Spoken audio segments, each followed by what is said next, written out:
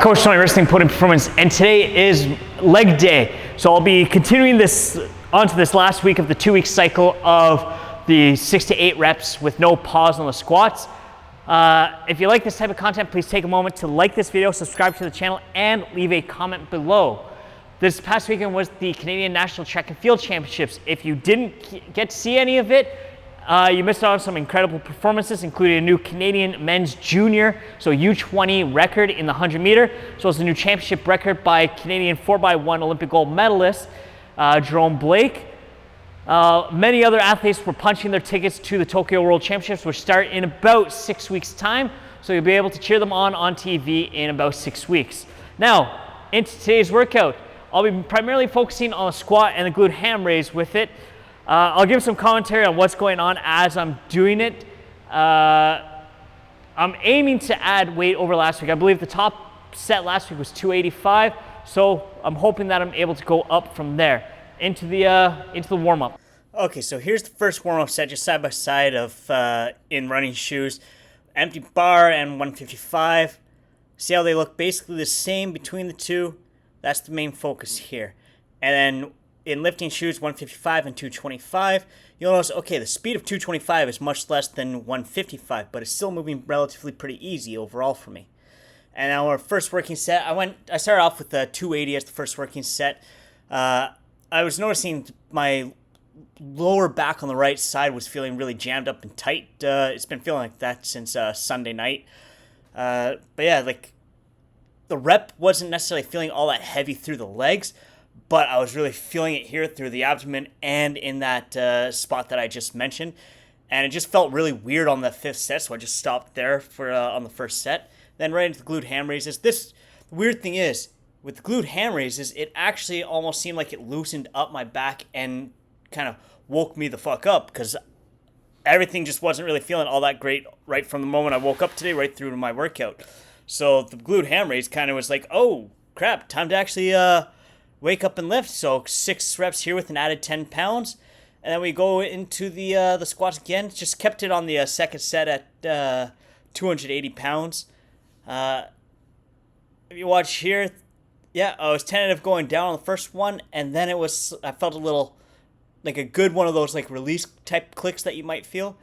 And then each rep felt a little better and better as it went. And then here is where it finally felt like, okay, now I'm actually lifting and it's starting to get heavy and I'm starting to get tired, but I was able to get the range of motion relatively easily throughout. And then, yeah, up, get 6 reps. So it felt good after like rep 3. And then we jump right back into our glute ham raises, and these started to move a little easier. So like I'm one of those people where I'm naturally a little more fast twitch. So as I warm up, the heavy weights all of a sudden start to feel better, whereas for some people, the heavy weights might start to feel worse. For me, it's like, oh, now we're doing something. Now it's time to wake up, and it starts to feel better and better as I go, and that's what it kind of felt here. I noticed, oops, I forgot to actually film the 3rd set, but we're here, 290 pounds on the 4th set. And the funny thing is, 290 actually felt lighter for the first 3 reps than 280 did. That's what I mean by as I warm up into it, things start to feel better and better. Something I got to focus on just seeing this now again is, one, I got to make sure that each rep I'm getting nice and deep. I'm feeling it all the way through. I'm a little more patient as I get to the bottom. And here, big deep breath. Go after that 6th rep. And back into our glute ham raises. So just as I'm doing those squats, just as I'm about to start, I kind of prime myself by taking a couple big, deep bracing breaths, and then I take the one big one and then go into the squats.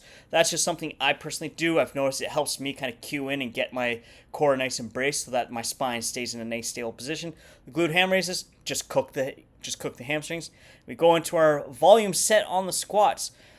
So here, I just took one big breath for the first 6 reps. Just repping it out, just going. Big focus here is just getting some volume in. Added volume for that low back, for the glutes, so that as the weight goes up, I have more confidence in that area, and that area is getting some kind of specific strength endurance work. All right, then we finished still with our the B series, the accessories of the split squats and the prone leg curls. I've increased the weight on both of them. The split squat's only about 5 pounds. Before I had a 55 and a 10, which gives you 65. I got 235s on here this time, so that's 70. And then the leg curls, I've got 15 on each side of it. Trust me, on that prone leg curl unilateral from Atlantis, 15 feels like 100. So yeah, like with the 2-to-1 pulley ratio here, I'm just focusing on just getting the volume in, loading up that front leg. The back leg's literally just there, just to keep my balance. I'm really focused on just loading the front quad on this and just going up and down. No focus on tempo or anything. This one's just literally just get things moving and cooking the quads a little bit more. The prone leg curl, this hurt today. That's the only way to really describe it. Every rep was hard. Yes, I got the 10 reps, but it started to hurt basically after the first rep. As you can see, my feet are dorsiflexed, toes pulled up on the way up. Then as soon as I get to the top, I point them away. This takes the gastrocnemius out of it, part of your calf, and really overloads the hamstring on the eccentric, on the lowering portion. And although it's 15 on each side, as I said before, this feels like a shitload more weight, and it was a struggle. All right, so that's everything for today's workout. I'm glad I got through it. That was a rough one. I was feeling a little lingering fatigue from being on my feet as much as I was this past weekend.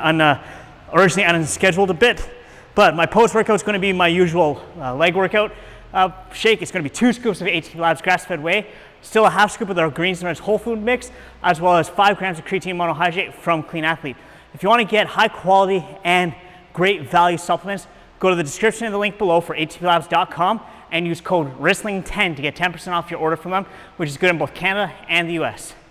Later this week, I'm going to do a little bit more coverage of the Canadian National Track and Field Championships that just happened this past weekend, and go over a few things in some of the race footage that I took, as well as once I go through all of it and get rid of some of the good and the bad, clean it up a little bit so that it's a little more presentable.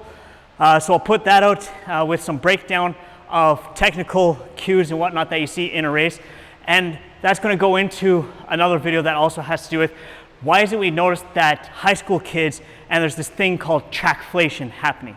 So stay tuned for that later this week. If you liked what you saw, you might have picked something up from my voiceovers, or just saw something that I was doing that you could pick up, please leave a comment below, like this video, and subscribe to the channel. Now go, put some added weight on the bar, squat a little heavier. Coach Tony, Risling Podium Performance. Embrace your potential.